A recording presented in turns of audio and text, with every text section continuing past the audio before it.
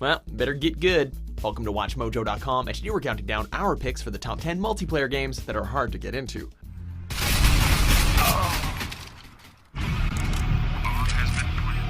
For more gaming videos, check out our new spin-off channel, Mojo Plays, for in-depth reviews, thoughtful video essays, detailed character origins, and insightful commentary. Mojo Plays, games smarter. For this list, we're taking a look at multiplayer games which, regardless of their merits elsewhere, have a hard time bringing newcomers into the fold. You see what I mean? If you guys had lit up that car, they would have known you're in the house. They would have stopped and taken cover with their backs to me. Number 10, PlayerUnknown's Battlegrounds. Where to begin with this one? Sure, it's popular, but as an online survival shooter set on a remote island, Battlegrounds has players running around on a shrinking map space looking for supplies while warding off their fellow survivors. On top of the constant tension of being hunted by rival players, there's also the issue of dealing with dwindling supplies, random bombing runs, and the encroachment of the deadly electrical field. Fresh-faced players might find themselves put off by the tense gameplay that's definitely more about survival than getting the highest kill streak. Oh, and you basically never see who killed you. Got him. Woo-hoo! Number 9, World of Warships.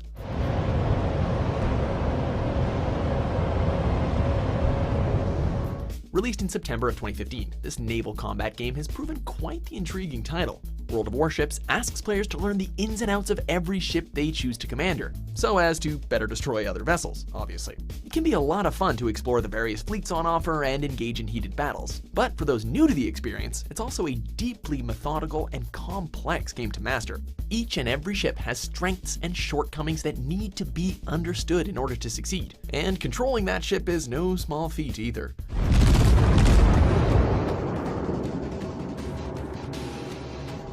Number 8, Tribes Ascend.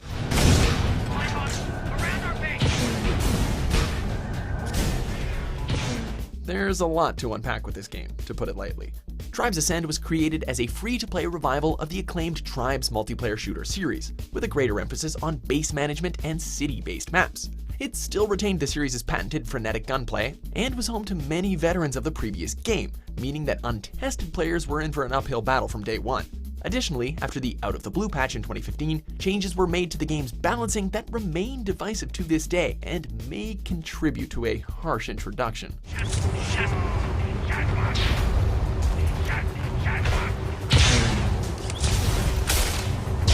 Number 7, Arma 3. Lie down, range find, top of the hill where the snipers were before. Last game, how far is that? There's contacts up there, multiple. As a military shooter with a pedigree for authenticity, Arma 3 is quite admirable. That doesn't quite explain, though, why the experience of playing it is rather obtuse and quite unintuitive. Like other games in the genre, Arma 3 opts to map its gameplay to an incredibly intricate and complicated keyboard and mouse scheme, which can take many hours to decipher and learn. The game itself doesn't provide much in the way of documentation to explain its mechanics either, nor does it adequately prepare players for the brutality of its near-realistic combat. Be prepared to die a lot in multiplayer matches, and spend some time looking at out-of-game guides. Ranging down 300 meters. Still one on top. Number 6, Super Smash Bros. Melee.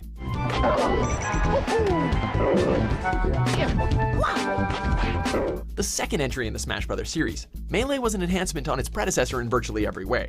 It featured a greater number of Nintendo's most iconic characters, it delivered more stages and items to play with, and it was overall a deeper, more nuanced fighting game. Also, it was for the GameCube, so it can actually run.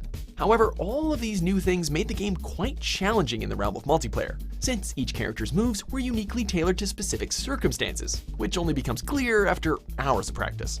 It's all the more difficult in the esports scene, where the players that endure are those who exploit their chosen combatant at any given stage to the fullest extent. So a smash DI, guys, allows you to immediately avoid.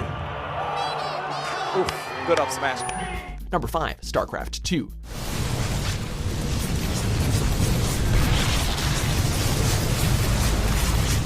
Beginning with the 2010 release of Wings of Liberty, the StarCraft 2 experience is one shaped by a high barrier of entry.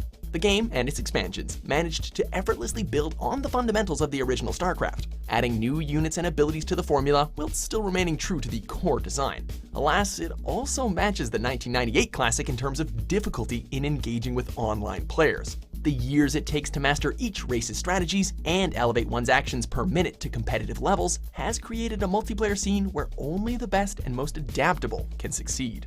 It's going to do a lot of damage. GG Maru takes game number 3. Life realizes. Number 4. Counter-Strike series. Oh, Valve, how you do like to make rookie players feel welcome. From the original Half-Life mod to the high-definition installment Global Offensive, this tense tactical shooter series isn't exactly lacking for ways to push you to the limit. Its fast-paced gunfights aside, Counter-Strike also demands that newcomers learn to manage in-game currency efficiently, memorize which weapons are best in terms of damage and recoil, and learn every nook and cranny of those maps that they'll be playing a lot of.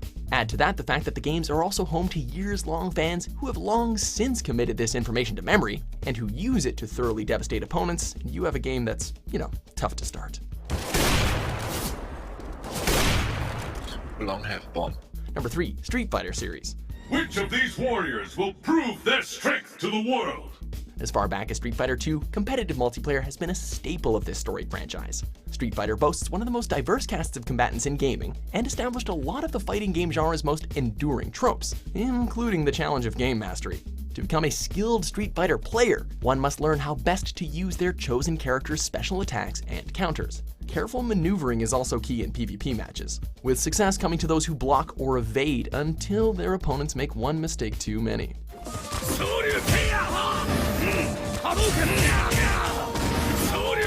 Number 2. Dota 2. Oh, look at me go! Possible. Death to all betrayal. Not unlike the comparably popular League of Legends, Valve's take on the MOBA genre is less than friendly to newcomers. Dota 2 is very much a role-oriented game, built as it is around the concept of different lanes needing to be guarded from attack.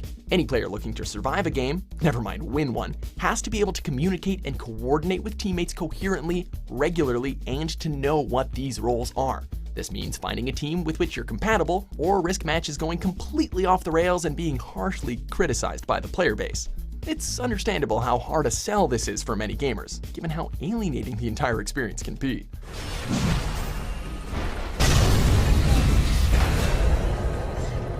Number 1. EVE Online. Concentrate, Wasa. Don't talk, just concentrate. Just go. I will need links as well, so I links are up. No, yeah, but Developed by CCP Games, this spacefaring MMORPG is at once breathtaking to behold and terrifying to jump into. Getting a handle on EVE Online requires a given player to very quickly learn the intricacies of its manufacturing, trade, space exploration, and assorted business management elements. Complicating things further are the multitudes of players driven to sow chaos and take from inexperienced or vulnerable players. To truly find success in this game is to balance fighting for one's virtual life and spending hundreds of hours poring over the various mechanics. And even then, there's no guarantee of survival, let alone fun. yeah, Do we jump in how are the our sign-ups doing? Yes, guys, jump into VTech S and warp to Rorg and Dare toward 10. Do you agree with our picks? Check out these other great clips from Watch Mojo and subscribe for new videos every day.